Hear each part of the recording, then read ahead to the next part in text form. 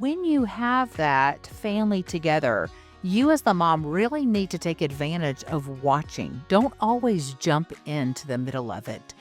One of your best weapons is to just watch and observe and see what your kids are drawn to. Being willing to be flexible and pivot towards that playful way and towards that passion. That's your secret weapon as a parent, I really believe.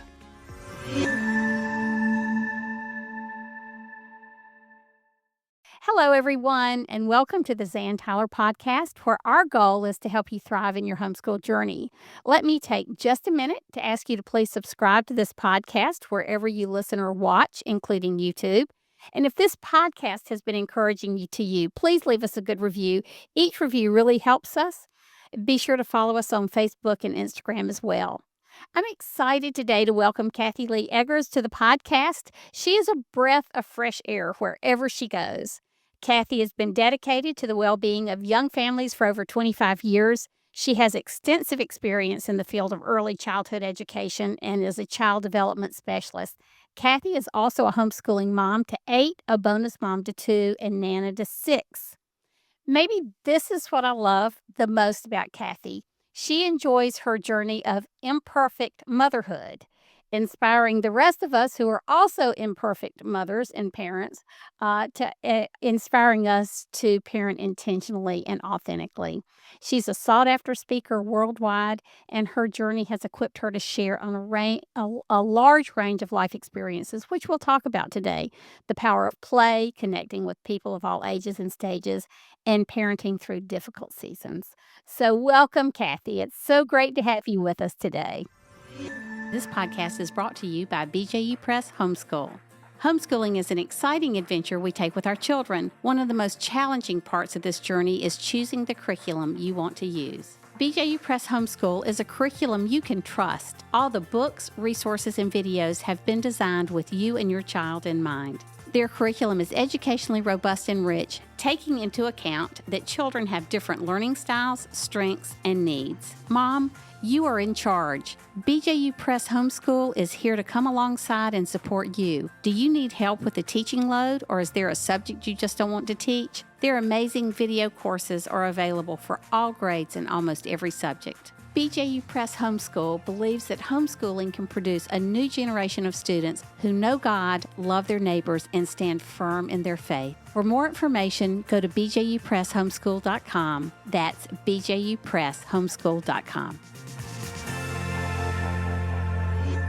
Zan, thank you. It's an honor to be here and chat with you about all those things. So tell us a little bit about your family and your homeschooling journey as we get started. Absolutely. Homeschooling, it came to me. I was in college and I had a younger brother and sister, and their best friends were homeschooled. And I thought it was fascinating when we would go visit and the lifestyle they led. They got to travel.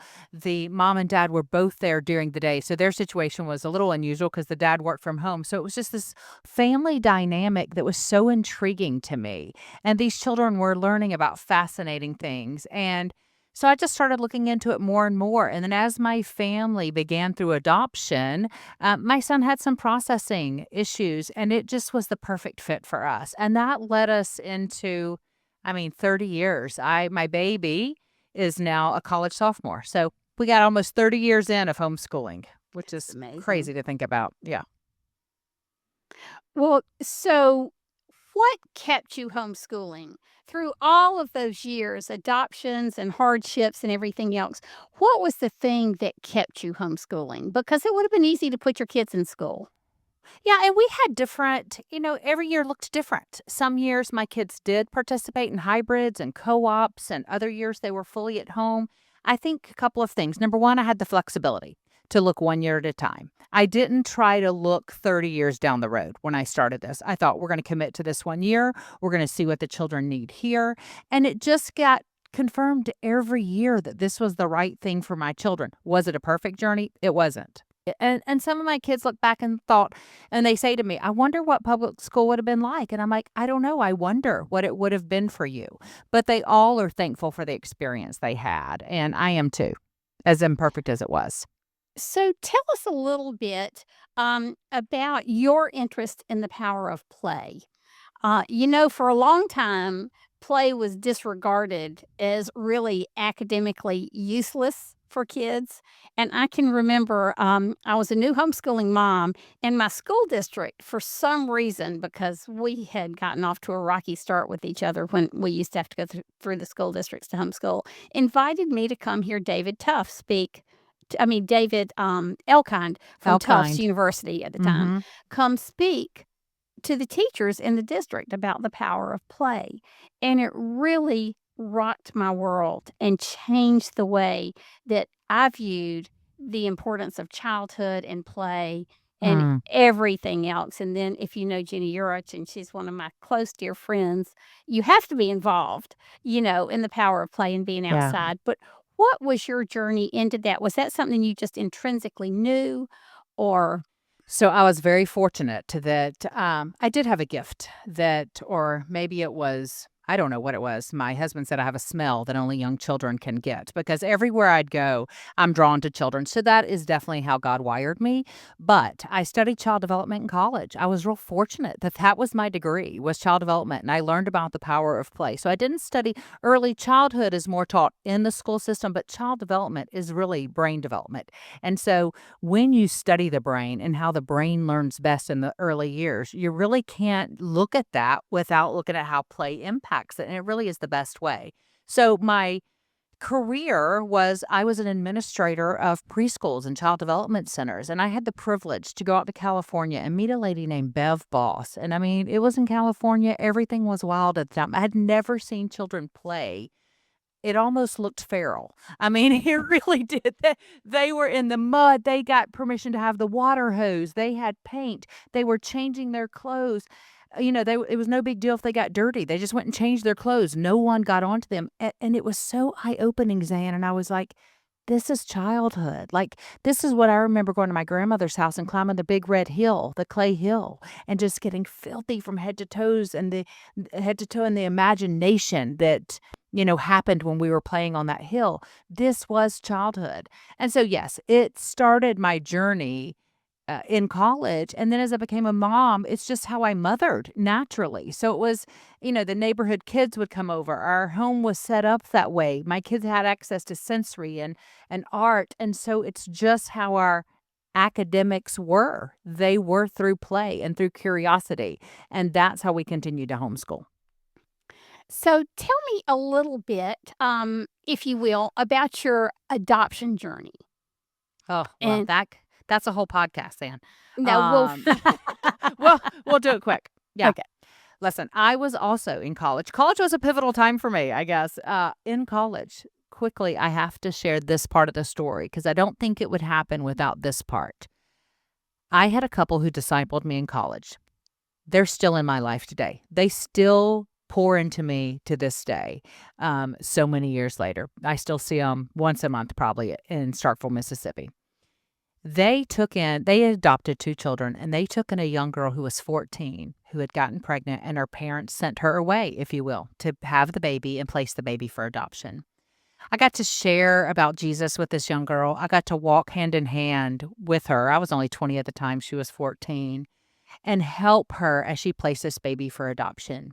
It changed me forever. Why it changed me was because I got to see the birth mom and the ache that these women feel as they make this difficult decision to carry that child through pregnancy and then to choose an adoption plan for their children. And I just knew in that very moment adoption would be part of my journey. I didn't know exactly how, but I knew it would be part of my story. And that led me to the adoptions they're a book. I mean, from phone calls in the middle of the night that there's a baby waiting to me working for 3 years and having to move to Guatemala, adopting one little boy to bringing home 2 adult men into my family as well from Guatemala, to adopting siblings who were on drugs. One was born with heavy drug use. The other one had such severe symptoms from withdrawals that I couldn't put him down for 3 months. I mean, the stories are remarkable, and they're all, I know that God placed those children in my family. And then I ended up birthing 2 children as well. And so I've had a nice blend. I've been able to experience both sides of motherhood, and both are equally beautiful. So it's I'm so thankful for the gift of adoption, and it truly is a So gift from those moms. you were adopting before you had your biological children. Correct, I did. I adopted. Let's see, how many I adopted 3, then birthed 2, and then adopted 3 more. Yeah. And so, how was the relationship? Was it just a normal sibling relationship between your bio kids and the adoptive kids? I asked this because Mhm. I had someone talking to me about adoption at church yesterday, and Yeah. she was wondering how that would work. And I thought, oh, great, I'm talking to Kathy tomorrow. We Yes. could talk about this. I think for the most part, for the children's perspective, it's absolutely the same. I Hmm. do have one daughter who battles mental illness, and she's very willing for me to talk about that. I'm not speaking, I don't ever want to share my kids' stories without their permission, Right, but they've right. given me permission because they know so many people listen to the stories and it might help someone. So I do have a daughter who is adopted who battles with mental illness. And she has struggled with having a sister who is biologically mine. Sometimes she does battle with that jealousy of that. In fact, we attempted to adopt another little girl later on, and we had this child for 3 years because one of the reasons I wanted to show my daughter Grace that no, it's beautiful and adoption is a choice and it is the same and the love is the same. Even though genetically it's a little bit different, obviously. So, that adoption after 3 years fell through. We had that baby, their birth family, um, took her back, which was heartbreaking. But I do think that even for that short time, my daughter saw some things in that, and it was healing to her. And now it's fine as adults, but when they were teenagers and things, there was a little bit of jealousy in that. But for the most part, from the siblings' perspective, in fact, my 2 biological children got upset that they weren't adopted. Like, at some point in their childhood, they're like, "Why aren't we adopted?" Because so many people asked about being adopted, and because we were in the process of adopting from China, I had, always thought I would adopt from China, and we were in the process both times I got pregnant adopting from China, so those adoptions didn't happen. So then they got confused and thought they were adopted from China, and so, it's been funny, but the way I parent is very honest, very open, and so we have always had open and honest conversations around adoption and around family and what that looks like and what makes you family, and I do think that has helped my children just having those open and honest conversations. So, in terms of families who are thinking about adopting, what is the advice you would give them? Oh, I'm a heart girl. I jump in all heart. I just do. I got a phone call, this baby, she was 4 pounds. She had drugs all in her system. They had no idea if she had any issues, and I'm like, "I'm in." I mean, I jumped right in. I think I would say prayerfully consider it. Just make sure you follow the Lord's leading in that because it's a beautiful journey. I wouldn't change it for the world. But it does come with its own challenges. You're not saving someone. You're not this people always say to me, "You're amazing. Wow, what are you've saved these children." And I'm like, "No, no, that's not it. All I did was answer a call. I answered a call. And this is the way the Lord grew my family. No one is remarkable. Every mom is remarkable. It doesn't matter how the children come here. It's a tough job. Um, but adoption it does have challenges. It really does, and so I would just make sure that, it's something you are in agreement with your partner, that you both feel that this is what you're supposed to do before taking the steps forward, and then I would say just get some knowledge in you. Like, there are some great books, Building the Bonds of Attachment, The Connected Child, Karen Purvis, her institute, a great resource. I would make sure you just don't go into it blindsided. Be prepared. I think being a child development specialist helped me, and I had studied trauma and I knew some things about trauma, but so many parents go into it without that knowledge, and then I think it gets overwhelming. And it's harder, to handle it then. It's easier before it's emotional, before the child come, it's easier to learn. And then once the child's here, it's so emotional, and then sometimes it's hard to catch up with the knowledge. So, um, were most of your adoptions stateside, or did you have several international adoptions? So 3 of each. 3 were stateside, 2 are biological siblings, and then, like I said, we went to Guatemala to adopt a young boy who is 7, and we came home with 2 adults as well, because those children now, I met one of the boys, he was 15, he had just turned 16, actually, and he said, "Would you take me too? I don't have a family." And, again, I'm all heart, so, "Okay, let me figure that out." In the US, you can't really adopt a child past 16, so we had to be creative. He came over on an I-20. And when he went into school, a private Christian school, because that was the only way he could be in the States for a while, and then we were able to finish things, and now he's married to a gal in South Carolina near you, doing great, and both my boys are those older boys are married to girls here and in South Carolina and doing amazing. Oh, that's interesting. Well, Yeah. you know, I think this is such a great topic for us because so many homeschooling families now are adopting, and they sense their flexibility as a family as a real plus in the adoption equation. And so, the thing we have so many friends who have adopted, and the thing that has, I think, lodged in my brain the most is you have to be willing to accept surprises as they come. Whew. Like, our friend who went to Africa to adopt a 3-year-old that they had met and that they knew they were adopting, came home with a totally different child who was 14. And, you know, Yeah.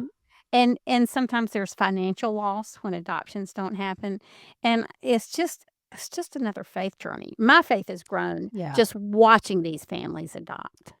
Yeah, we had a journey where we worked with a little birth mom, for 6 months. I took her to every doctor's appointment. She chose us. We were there. We had the baby. And in the state of Georgia, where I lived at the time, you have 10 days to recant. 24 hours after we had the baby, she called us at 10 o'clock at night. "I want my baby back." We gave the baby back and said, "You know what? You need to keep your baby. God will give us a baby." I remember telling her specifically, "God will give us a baby." She was not a believer, this young girl, and she was angry with God. And I remember her, I forgot what she had all these demands, and it was just like, we want to do what's best for you and this child. Now, looking back, Zan, to be honest, if I was this girl sitting, I should have adopted them both. She was only 15. She was in a horrible situation. I should have just taken her too and the child, but I Mhm, mhm. wasn't there yet. I was only in my Right, 20s. I was a right, young girl. So right. anyway, we gave this baby back about midnight and noon the next day. Less than 24 hours, I got a phone call that a little girl had been born, and within 2 hours, so within 12 hours, I'm giving one baby back and holding another baby. So, yes, surprises and crazy journeys, and then 10 months later, another baby from the same birth mom, got a phone call, another baby 10 months later. So I had this 4-year-old, a 10-month-old, and a newborn, 2 of which were drug babies. So it is a journey for And sure. I guess it's all hands on deck. We have, one of Joe's brothers has adopted 4 children, and Mhm. when they come and they're addicted, it brings its own. I mean, Mhm. really just becomes an all-out family ministry. Yeah, it is, and Um, I did not have family in town, and so I was thankful for a lot of friends who would come and just sit and hold. My youngest, Jackson, at the time that, like I said, cried for 3 months. That was not an exaggeration. We couldn't unless he was asleep, he was crying just from the drugs, and I had friends that would just come and sit and hold him for me because so I could do anything with the other children. So, you're right. It is all I hands on I deck. remember one of my best friends adopted 2 children from Korea. Mm. And when they got the youngest son, he had been he had been living with his mom, who was an unwed mother, but he was very attached to his mother. Mm. And so for about 3 weeks, he just screamed. And we all took rotations, like you said, holding the baby that screamed. I mean, he's a totally delightful young man now. It was just he was attached, and that doesn't always happen with adopted international babies. Well, and the other thing that brings up the point, that adoption starts with loss. The story Mm, starts with loss. mm. And so I think we have to be willing to recognize that, to know at some point we're going to have to help our children work through that their body feels that loss, even if they're adopted as a newborn. There is loss. And I think we can't ignore that. I think it's healthy for us to recognize that that's part of their story. That is really powerful. It reminds me of something Elizabeth Elliot said, that she said, God has said that our story will never end in ashes, but that he gives Mm, mourning for the ashes. And I mean, mhm, he gives joy for the ashes and beauty, mhm, but it does a lot of times emanate from that. I've never really thought of it from that mhm. perspective, but that Yeah. does show you the importance of knowing that as you Mhm. adopt. Yeah. So Yeah. let's leave this for just a minute and talk about play. Tell us a Yes. little bit about what you would tell moms of 3 to 7 year olds, different things they can be doing, and talk to us a little bit about your curriculum, not your curriculum, your book on play, which I Mhm, love. It's colorful, it's beautiful. You can use it. Uh, with any child, with any other thing you're doing, any other mhm. curriculum you're using, because it's Yeah. just so many great, great, great ideas. Well, listen, here's the thing about play. Not only is it best for the brain, it really does change the whole environment of homeschooling. I think so many moms start this journey of homeschooling and we think, okay, it must look just like school, right? We must set things up to be just like the schoolroom. We've got to have the desk, we've got to have the charts, we've got to have all the things. And I think when you can just as you become a mother, whether you're even homeschooling or not, just recognize that a playful environment, a playful attitude sets the stage for so much in our home. We are so serious and as moms, we Google everything, we TikTok everything. We want to know, we want somebody to tell us ABC do this and we are going to have these children that look like this.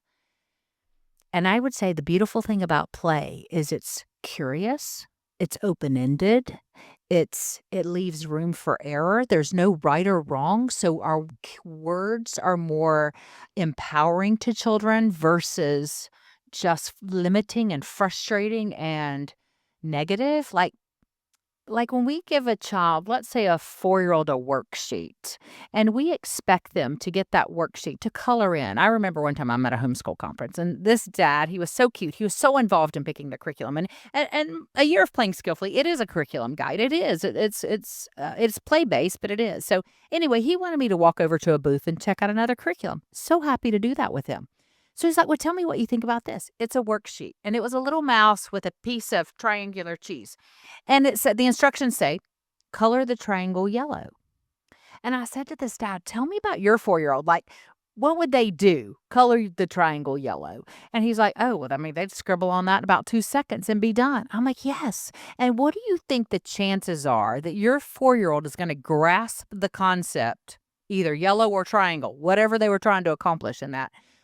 What's the likelihood they're gonna grasp that concept? Now, what I knew is that what brain research shows us is that it takes about 400 repetitions for a child to grasp a concept if it's taught through a worksheet. But if it's taught through play, for example, you go to the grocery store and you're like, let's find all the triangles today. You've got the cheese, you've got the shape of signs, you've got, I mean, a million different ways they're going to find the Doritos. I mean, I'm just thinking of so many triangles as I'm sharing it. That's reinforced 10 to 20 times through play. A child will grasp a concept. So, play makes your job easier. Play is more interesting. It's going to really build the brain so that they have a foundation for all of that abstract stuff later. Do you know the brain isn't even ready for abstract information to be received until about 7, sometimes 8 and 9? This is why reading is such a challenge if you try to introduce it to a child before the brain is ready. It's not that the child really is a slow reader. It's that the brain just really hasn't clicked on. And the brain literally clicks on somewhere between 5 and 9, and every child is different. I've had kids of mine read at 9. I had one child, she's never done a phonics lesson. Somewhere around 4, she started reading. I don't know how. She watched me teach her brother. But then I had others who reading was, it was tougher. It took longer. It took me pulling out everything they loved. I remember one child, he didn't want to read, but he sure loved a superhero. So we went and found every book on superheroes that I could find. I went to Barnes& and Noble, I went to the library, and we read and we read and we read. And then he became so excited about the stories, he wanted to read them for himself. But that's done through play. So so the child is not crushed or told, "Wow, you're so behind." The mom is curious and helps the child be curious through play, and then the brain develops, and then it's natural. The learning is natural. I get a You little know, passionate. listen, me too, because when we started homeschooling, we had to take our kids in, for standardized testing in the public school, and if they didn't make a certain score, I I couldn't remember that. homeschool, Yes, that's and crazy. and the percentage I never knew what it was gonna be that year. Was it 10? Was it 30? Was it 80? I mean, I was not privy to that information. And Mhm. so both of my boys, it is funny, I can remember somebody asking, "Is my child behind?" And you wanna say, "Behind what?" Just let Right. the just Who but I I didn't have that luxury, and it was so frustrating, so you need to really enjoy that, and I had one child who Mhm. read at 7 and one child who read at 8, and I can remember we were in a restaurant, and all of a sudden, Ty picks up the menu. I guess he was a little under 8, but he picks up the, menu, and he just read it all the way down, and he told the waitress, "I'll have this," and I'm just, crying Mm. and then Lizzie, like you said, when she was 5, she just I don't know how she started reading. There was never a phonics lesson. I mean, we went back and, Same. reinforced things, but she just read. And so, But but I you think go ahead, No, go ahead. I was gonna say, but I bet what there was, Zan, just knowing, is I bet there were lots of books, there were lots of conversations, there was Yeah. it's not it's a lot of stories. Every single month, I encourage the moms to write a book with their child, for the child to create the book, and this is for a very specific reason, because what it does is it gets that child to have ownership of their words, their story, and if you start it from a young age, you will never have to teach creative writing. It won't happen. You can teach technical writing later, but if you get those stories are valuable and their own story, and they understand that words have meaning and words have power, and I bet that's what happened in your home. The same. And so there she was, just recognizing that you're reading with the older boys, and she starts reading. It's kind of magical, and I always say reading is a lot like potty training. If I don't know, but it's so fun to talk to young moms who are with their first child and they wanna potty train their 15-month-old and 16-month-old, right?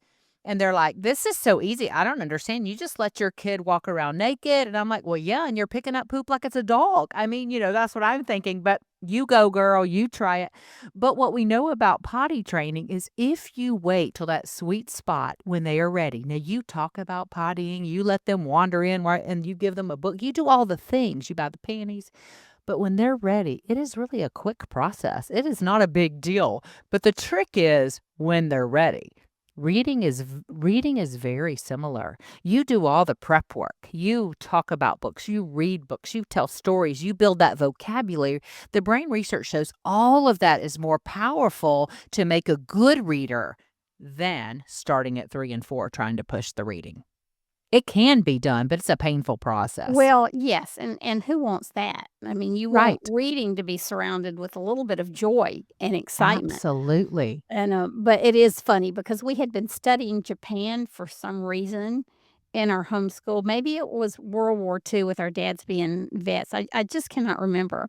And so Lizzie wrote her first song. She's a very creative writer. And it was about this girl in Japan. And we have saved that song because she comes to her parents and says, "Oh, I've been a bad girl and I'm so sorry." And you expect it to have this redemptive ending. And the parents said, "You haven't been bad. You have been worse than that." Oh, no. So Oops. so y so, it's just funny that the and Yeah. so now that's when somebody has misbehaved, we say, "You haven't been bad, you've been worse than that," it's just Worse our than that. family joke, but Yeah. there if when there's that kind of thing, like you say, she had brothers who were 7 and 9 years older, so they were always reading to her and playing with her, and so her life was very different, but it is nice that learning is a family affair. It is, and I love that, when you have that family together, you as the mom really need to take advantage of watching. Don't always jump into the middle of it. One of your best weapons is to just watch and observe and see what your kids are drawn to. Like even how they learn, are they drawn to visual? Are they drawn to listening to to a story? Are they drawn to sports? Are they drawn to art? Because if you can use their passions as your learning foundation, that helps. Every single year, I would ask my children going into the year, "Hey, tell me something you want to learn about this year. What are you into?" Like it was be horses one year, so we volunteered at a horse rescue, or it'd be cooking one year, so we made recipe books together. It would be always sports, and my boys are all sports guys. And my youngest, he was obsessed with sports. I mean stats. And I remember I was speaking at a conference in in Louisiana, the Louisiana conference, and Ben Watson was there. Benjamin Watson played for the Georgia football team, and then he went on to play for the Saints. And so they were listening to our talk, and afterwards, Henry was probably, I'm going to guess maybe he was 10 at the time. And he got to meet Ben Watson. And I mean, this kid was starstruck, right? And he's asking him all about stats and, all about games. And what did you think in this game? And I remember when we went back home, I pivoted in our writing assignment that week. And his writing assignment became, Henry, write a story about meeting Ben Watson. Tell me about that. And he wrote the most, now again, he's only 10, but there was no struggle. There was no fighting over homework. That kid went and he wrote it down. And now he's in college. He's my baby, sophomore in college. He's a manager for the Mississippi State basketball team. He's moving towards becoming a coach. He's living out that sports dream. But that was me noticing as a young boy, that was important. And it was through play. It was it wasn't, this was written somewhere, this is our assignment. It's being willing to be flexible and pivot towards that playful way and towards that passion. That's your secret weapon as a parent, I really believe.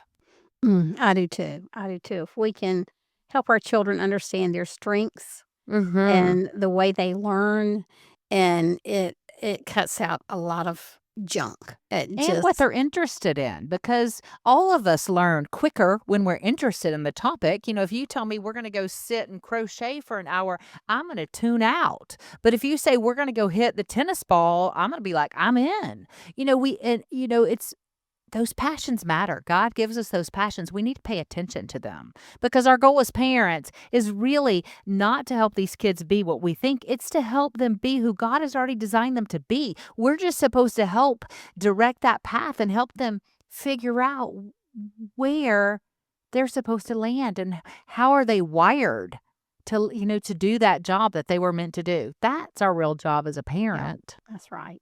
That's Yeah. right. And then the rest of their life doesn't fall into place seamlessly, but it just does have a different trajectory It does. oftentimes. Yeah. Yeah. So let's talk about one other thing before we wrap up. And as we start the new school year, I always ask our guests to give some advice. But in your bio, and we've talked about this, so I know that you're very open about it. You lost a son in Mm, 2020 I to did. leukemia, I believe. Mhm. And I've just been surrounded lately by moms who either have a child with cancer or have lost a child.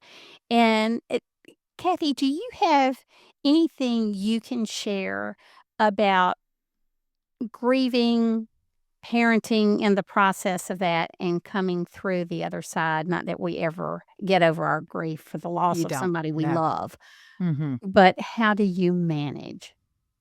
That's a great question. Listen, it changes you forever. It changes you. And if you are fortunate that this is not your story, my biggest advice to you is don't turn 2s into 10 in your parenting.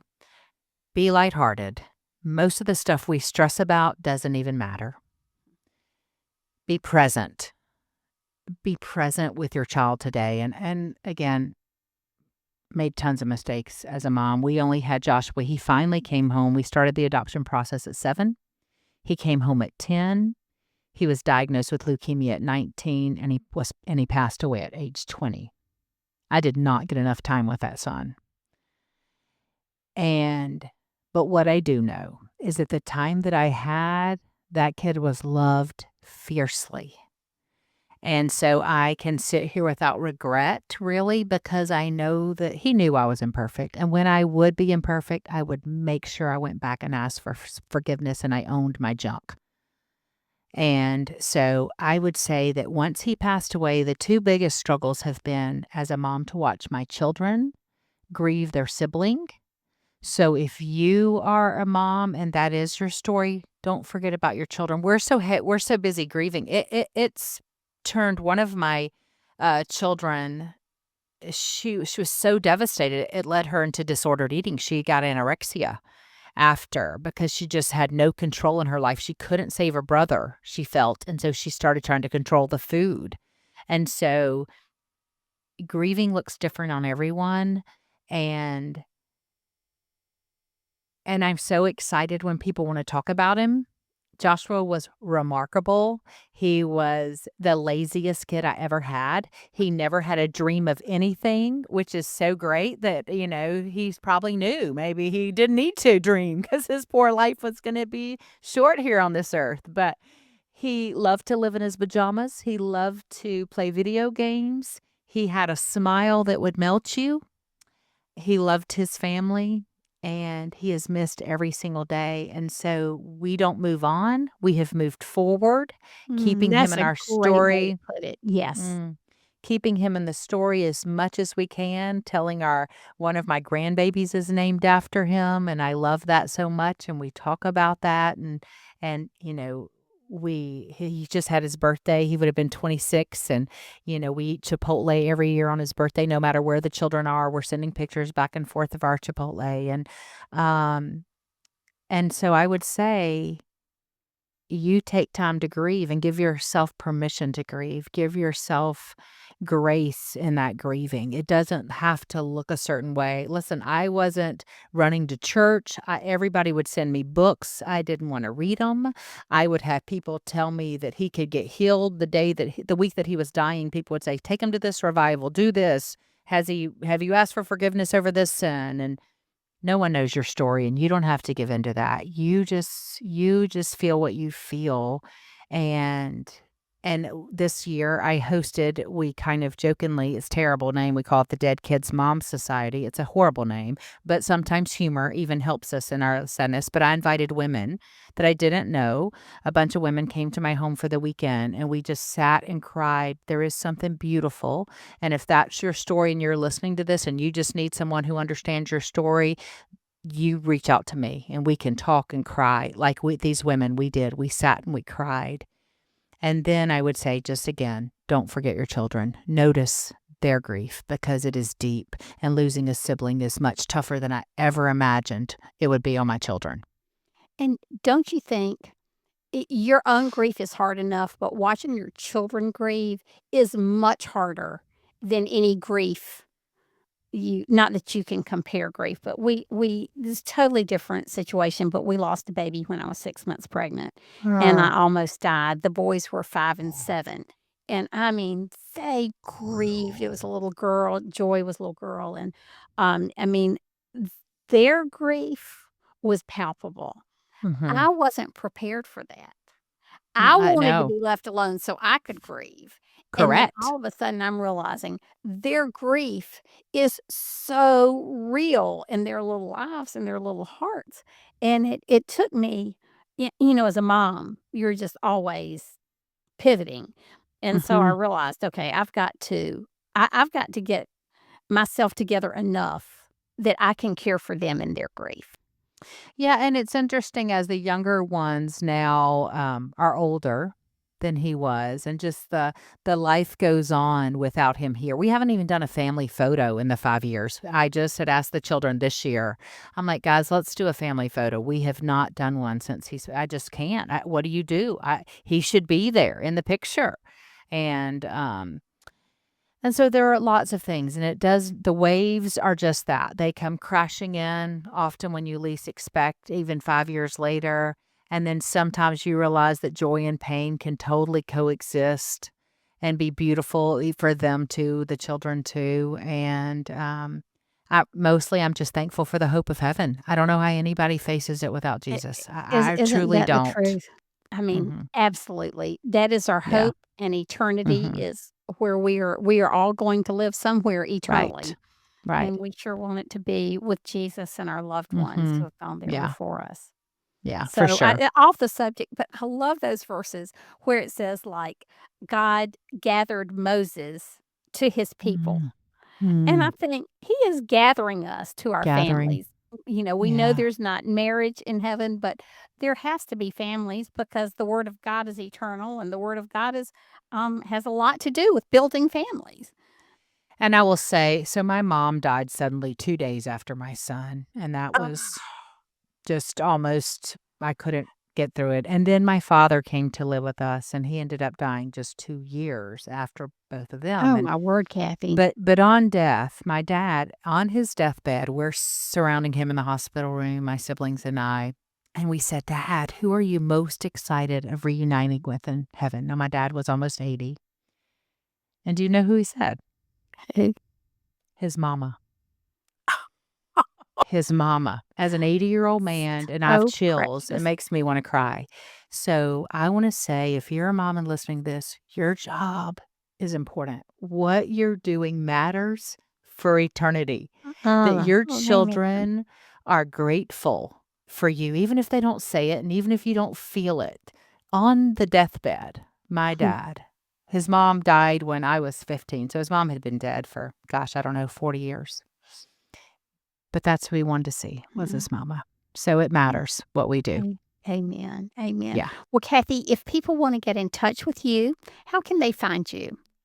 The best way, you can follow me on any social platform. It's Play Skillfully with Kathy Eggers. Website, very basic, kathyeggers.com. I would love to chat with you. Seriously, if anything we talked about has touched you and you feel like you just want to shoot me an email or reach out, do so. I will respond. I take this privilege of mentoring young moms seriously, and I want to be there for you.